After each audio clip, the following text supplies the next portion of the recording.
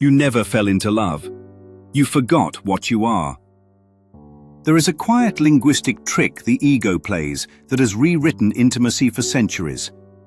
It hides inside a phrase so familiar it escapes inspection. So romantic it feels unquestionable. So normalized it passes as truth. I'm in love. That sentence sounds like a rival, but structurally it is a location. A psychological room entered for a time, and anything that can be entered can also be exited. That distinction matters more than people realize. In love is not a truth. It is a psychological state. It is conditional, reactive, and dependent on form behaving correctly. It requires an object that meets expectations, mirrors identity, confirms worth, and performs well enough to sustain the feeling. It has a beginning. It has a maintenance phase, and eventually, quietly or violently, it has an end. That alone tells you it is not real. Anything that can be fallen into, fallen out of, lost or withdrawn from, was never love. It was attachment wearing poetry. Think of being in love like stepping into an elevator. The doors close, music plays, the lighting flatters everything inside. For a moment, it feels suspended from gravity. But elevators move. They go up. They go down. They stall. They break. They stop between floors. Eventually, the doors open. No one expects an elevator to be eternal. Yet people expect in love to be. That confusion fuels most heartbreak. Love, by contrast, is not an elevator. Love is the sun. You do not enter it. You do not exit it. You do not negotiate with it. You do not ask it to prove itself tomorrow. It does not dim because it was misunderstood. It simply shines. And it shines without checking whether it is being appreciated. The ego prefers in love because it is contractual. It keeps score. It writes scripts. It reserves the right to revoke. In love always carries fine print. I am in love as long as you remain who I believe you are. I am in love provided you do not change. I am in love assuming you continue to meet my unspoken expectations. That is not union. That is leverage. Contracts require enforcement, which is why in love eventually introduces withdrawal, silence, punishment, comparison, threat of exit, replacement. The ego demands an escape hatch. It cannot tolerate a love that removes bargaining power. Loving does exactly that. Loving is not a feeling you occupy. It is a state of being. It does not depend on reciprocity.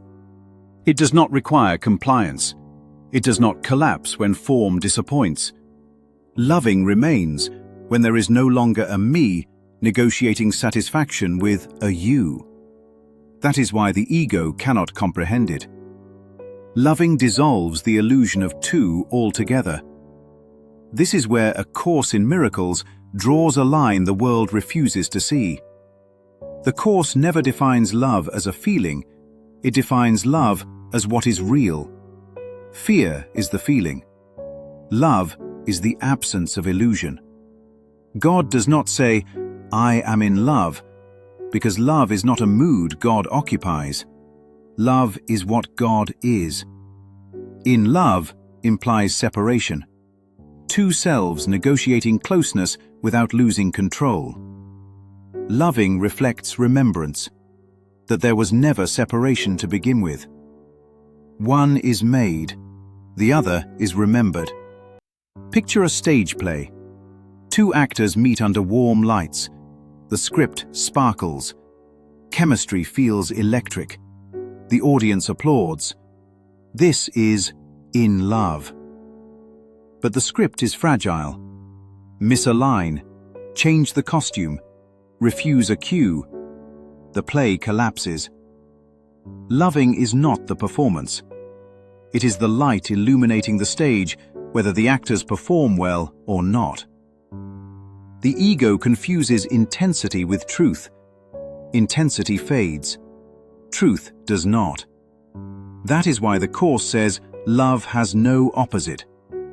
What changes was never love. What ends was never real. The world does not teach this because it runs on attachment. Economies depend on it. Identities depend on it. Romance itself depends on conditional exchange. Teach people to be in love, and they will chase. Teach them to love, and they will release leverage. Loving leaves no hiding place, no contracts, no threats, no self-protection disguised as devotion. It exposes the ego completely. That is why it feels dangerous. That is why it feels impractical. That is why it is dismissed as naive. And that is precisely why it is real. You were never in love. You were remembering love or bargaining for attachment. One binds, the other frees. One demands maintenance, the other requires nothing. One asks whether you will still be this tomorrow. The other asks nothing at all, because it already knows. You never fell into love. You forgot it. And every time love seemed to end, what ended was not love. What ended was the illusion that love depended on form behaving correctly. Love is not learned. It is uncovered, not entered, remembered, not fallen into, returned to. And once this distinction is seen, no contract can replace it. No performance can sustain it. No loss can undo it. Because the sun does not stop shining just because someone walked back inside.